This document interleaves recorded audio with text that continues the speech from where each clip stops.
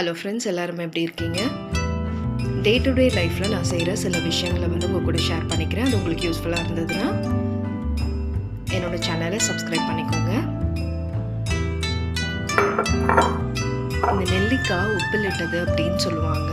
இதை நம்ம உப்பில் போட்டு வச்சுட்டு ஒரு 3 to 4 days கழித்து நம்ம அதை எடுத்து சாப்பிடும்போது ரொம்ப நல்லாயிருக்கும்.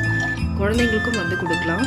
நெல்லிக்காய் வெறுமனே சாப்பிட்றத விட இந்த மாதிரி நம்ம சால்ட் வாட்டரில் போட்டு வச்சுட்டு நம்ம சாப்பிடும்பொழுது ரொம்ப நல்லாயிருக்கும், ரொம்ப டேஸ்ட்டாக இருக்கும். குழந்தைங்க விரும்பி சாப்பிடுவாங்க.